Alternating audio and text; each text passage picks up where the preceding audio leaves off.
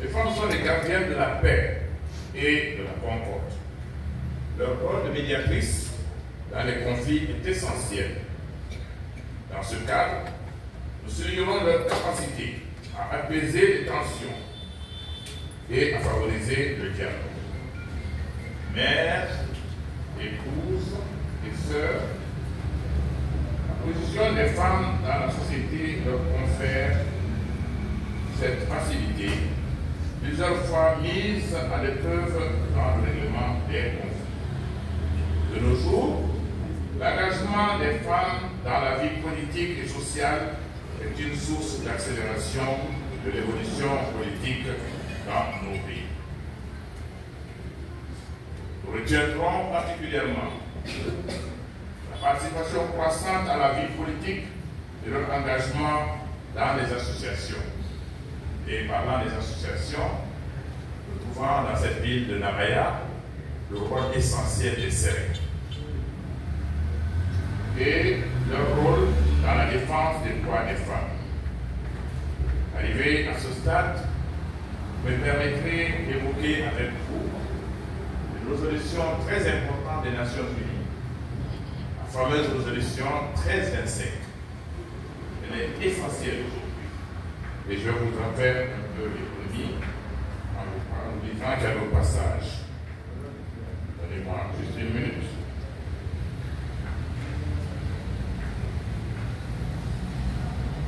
Parce que vous savez, aujourd'hui, il y a eu tellement de conflits dans le monde que les femmes en sont généralement les victimes. Et lorsque l'on commence à faire ces crimes, on se rend compte que les femmes ont un rôle essentiel. Donnez-moi une minute, je vais vous faire l'économie de ce passage important. La résolution 1325 du Conseil de sécurité des Nations Unies a été adoptée à l'unanimité de ses membres le 31 octobre 2000. À l'époque, moi-même, j'étais ambassadeur aux Nations Unies. Et c'est une résolution historique qui aborde des aspects des conflits armés sur les femmes et souligne l'importance de leur participation au processus de paix. Elle établit le cadre des politiques internationales sur les femmes, la paix, la sécurité. Je vous en donne quelques points clés de cette fameuse résolution que nous devons tous maîtriser. Premier point, la participation des femmes. La résolution 1325 exhorte les États membres à accroître la représentation des femmes à tous les niveaux de prise de décision, notamment dans la prévention, la gestion et la résolution des conflits. Très important. Ensuite, la résolution souligne l'importance de la participation des femmes dans les négociations de paix et les processus de reconstruction post-conflit. C'est-à-dire, après les guerres, comment faut-il rebâtir nos sociétés? Deuxième problème, c'est la protection des femmes. Elle insiste sur la nécessité de protéger les femmes et les filles contre les violences, en particulier les violences sexuelles, qui sont souvent utilisées comme armes de guerre. Nous savons que chaque fois qu'il y a des conflits, les femmes sont les premières victimes. Elles sont les mêmes victimes parce qu'elles sont objets d'abus sexuels et aussi leur vie est menacée, la vie de leur mari et de leurs enfants. La résolution appelle à des mesures pour garantir le respect des droits des femmes en temps de conflit. Le troisième grand point, c'est la prévention des conflits.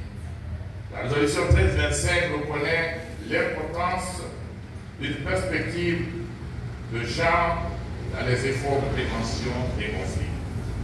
Elle demande l'intégration de considérations liées au genre dans les opérations de maintien de la paix et dans la formation des personnels impliqués. C'est pour ça que nous avons aujourd'hui, au niveau de toutes les missions de paix dans le monde, une composante de femmes assez importante. Le quatrième problème, c'est le relèvement post-conflit, c'est-à-dire après les guerres, comment faut-il reconstruire les pays. La résolution 1325 met en avant la nécessité de tenir compte des besoins spécifiques des femmes et des filles dans les programmes de reconstruction après les conflits, y compris leur accès à la justice ou leur réintégration économique. Nous avons vu récemment en Guinée le procès massacre du 28 septembre. Et vous avez vu quels sont les aspects liés à cette question importante. Les impacts et le suivi. La résolution 1325 a marqué le début d'une série de résolutions sur les femmes, la paix et la sécurité, comme les résolutions 1825, 1888, 1889 et 2242, qui approfondissent et renforcent son cadre. Bien que des progrès aient été réalisés, notamment dans la recommandation du rôle des femmes, la mise en œuvre reste inégale.